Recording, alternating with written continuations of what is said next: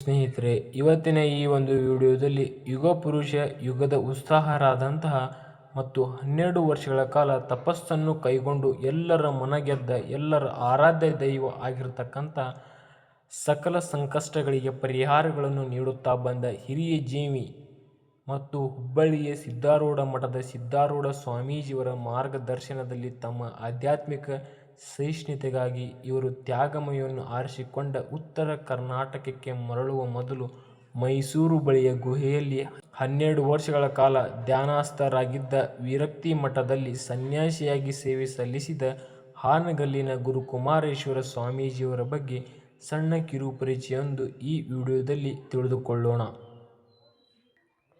ಶ್ರೀ ಗುರುಕುಮಾರೇಶ್ವರ ಸ್ವಾಮೀಜಿಗಳು ಹಾವೇರಿ ಜಿಲ್ಲೆಯ ಜೋಯಿಸರ ಹರಳಹಳ್ಳಿ ಗ್ರಾಮದಲ್ಲಿ 1789ರಲ್ಲಿ ಬಸವಯ್ಯ ಮತ್ತು ಶ್ರೀಮತಿ ನೀಲಮ್ಮ ದಂಪತಿಗಳ ಪುತ್ರನಾಗಿ ಧಾರ್ಮಿಕ ಕುಟುಂಬದಲ್ಲಿ ಜನಿಸಿದರು. ಅವರ ಮೊದಲ ಹೆಸರು ಹಾಲಯ್ಯ. ಅವರ ಶಾಲೆಯಲ್ಲಿ ಪ್ರತಿಭಾನ್ವಿತರಾಗಿದ್ದರು. ಅವರ ಚಿಕ್ಕ ವಯಸ್ಸಿನಲ್ಲಿಯೇ ಆಧ್ಯಾತ್ಮಿಕ ಅಂಶಗಳಲ್ಲಿ ಹೆಚ್ಚಿನ ಆಸಕ್ತಿಯನ್ನು ತೋರಿಸಿದ್ದರು.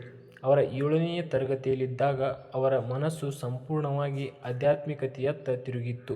ಅವರು 1904ರಲ್ಲಿ ಅಖಿಲ ಭಾರತ ವೀರಶೈವ ಮಹಾಸಭಾವನ್ನು ಸ್ಥಾಪಿಸಿದರು. 1909ರಲ್ಲಿ ಶಿವಯೋಗಿ ಮಂದಿರವನ್ನು ಸ್ಥಾಪಿಸಿದರು.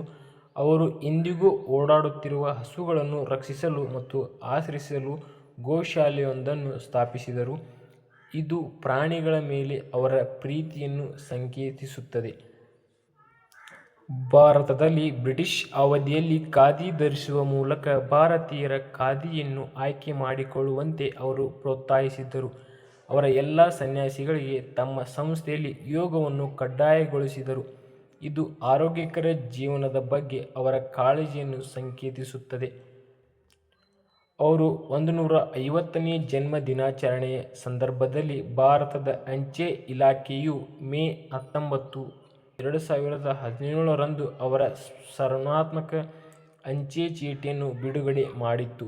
ಗಿಡಮೂಲಿಕೆ ಔಷಧಿಗಳಿಂದ ರೋಗಿಗಳಿಗೆ ಚಿಕಿತ್ಸೆ ನೀಡುವಲ್ಲಿ ಪ್ರವೃತ್ತರಾದ ಅವರ ಹೆಸರಿನಿಂದ ಬಿಬಿವಿ ಸಂಘ ಮತ್ತು ಆಸ್ಪತ್ರೆಗೆ ಬಾಗಲಕೋಟೆ ಹಾನಗಲ್ ಶ್ರೀ ಗುರುಕುಮಾರೇಶ್ವರ ಆಸ್ಪತ್ರೆ ಮತ್ತು ಸಂಶೋಧನಾ ಕೇಂದ್ರ ಎಂದು ಹೆಸರಿಸಿದೆ.